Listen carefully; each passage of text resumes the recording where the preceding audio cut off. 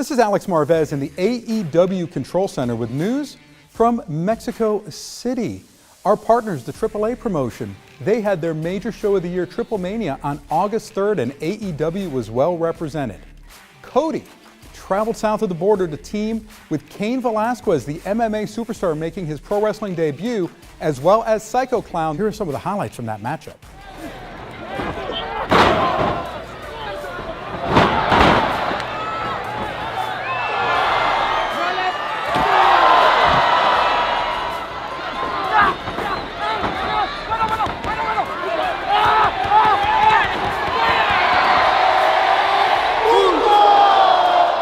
AEW was also well represented by the Elite, Kenny Omega and the Young Bucks teaming up once again in a rematch from Fyter Fest against Los Lucha Brothers and the Laredo Kid. Do something badass. Come on, pick up.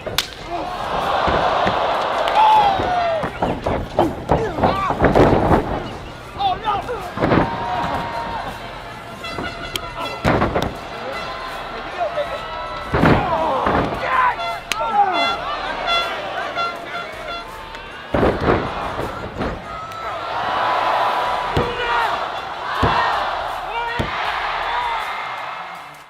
The Lucha Brothers are getting hot once again, and they will be squaring off against the Young Bucks in a ladder match at All Out August 31st in Chicago. These teams have wrestled before, but never in a ladder match. Of course, the Lucha Brothers offering that challenge, and the Young Bucks accepting. Cannot wait for that coming up in Chi-Town. Now, that's not the only big news that we have coming up here for All Out. Let us go to our Chief Branding Officer, Miss Brandy Rhodes, with some huge news about the AEW Women's Championship.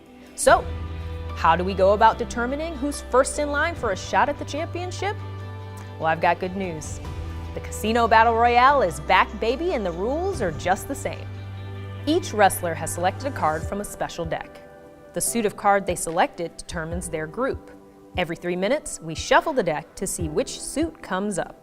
After all suits have been exhausted, the wrestler who drew the Joker card will be the last to enter.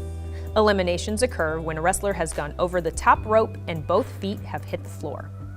So the stakes are high. Who's going to be competing for the first shot at the Women's World Championship? Will it be Nyla Rose? Will it be Dr. Britt Baker? Will it be Yuka Sakazaki? Will it be Allie?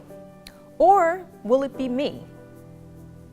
As you know, to complete the Casino Battle Royale, we need 21 participants, and there are not 21 women signed to the AEW women's roster. So, could it be a complete unknown? Or could it be someone who's one of your favorites that you just don't expect to see? Or could it be her? My name's Teal Piper. I'm the daughter of the late Rowdy Roddy Piper. Growing up with wrestling in my family, it's actually kind of a strange dynamic because I grew up with a dad that people hated and literally tried to kill on multiple occasions. He kept us very protected and away from it. He was afraid that fans would lash out at us to get to him. It was almost like this stigma in our household where my dad had a huge love for it, but he also was just terrified of me ever getting involved. So then it was something that I guess my love for it really grew more in my adult years as I got more respect for performers in general, and let alone the athleticism it takes. To me, it just felt wasteful to take everything I grew up with and everything he taught me and all my own personal drives and experiences and not do what I wanted to do. I'm so inspired by the women of AEW and the women just in professional wrestling over the years, and where it's at now is very exciting and a big reason as to why I finally made the leap into the industry.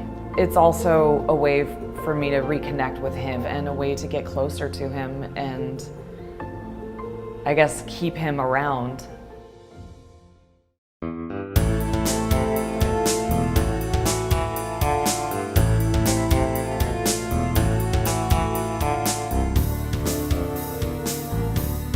Feels like a good one. Trust me. I bet they're all out of answers. But where I come from, we're taught to change the questions. time to pay the piper.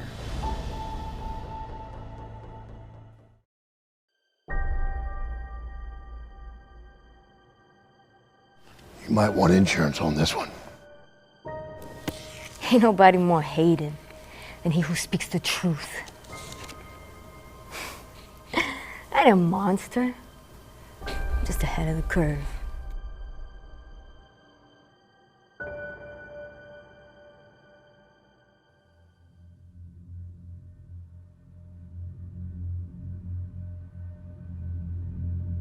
So you want to play 21?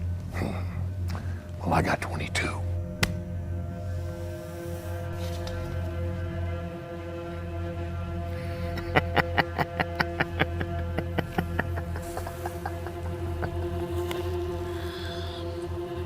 The is back.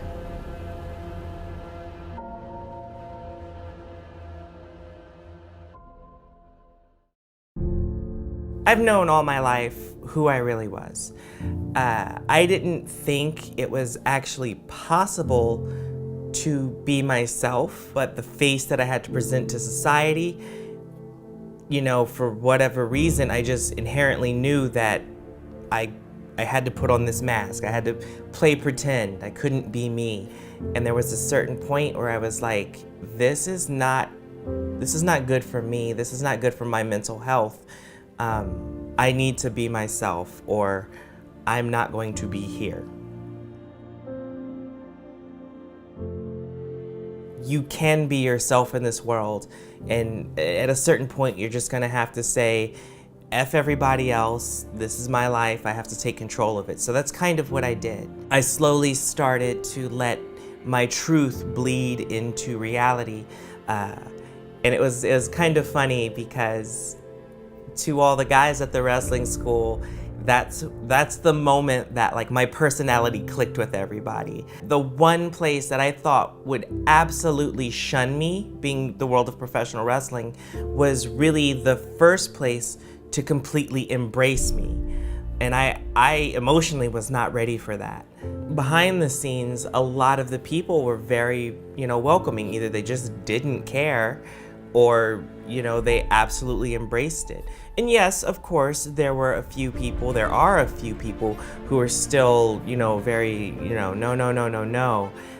But those people, at least in my experience, are very few and far between. So to have people that I look up to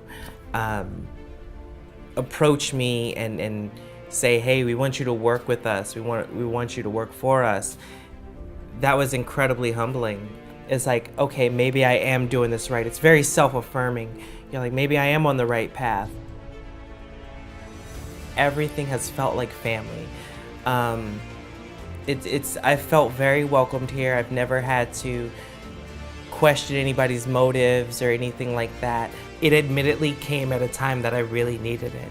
People say they put their blood, sweat, and tears. I put a fair amount of blood, sweat, and a lot of tears into wrestling, just for the simple fact of feeling welcome, feeling at home, and being able to continue to do something I'm so passionate about, something I love so much, as myself. Completely surreal feeling. Do I think I would be sitting here, 2 years ago? No, probably not. But, every day there's a little bit more progress. And me sitting here today, hopefully, is a huge leap of progress, that things will be different, in a more positive direction, even 2 years from now. So that's why I'm so transparent about who I am.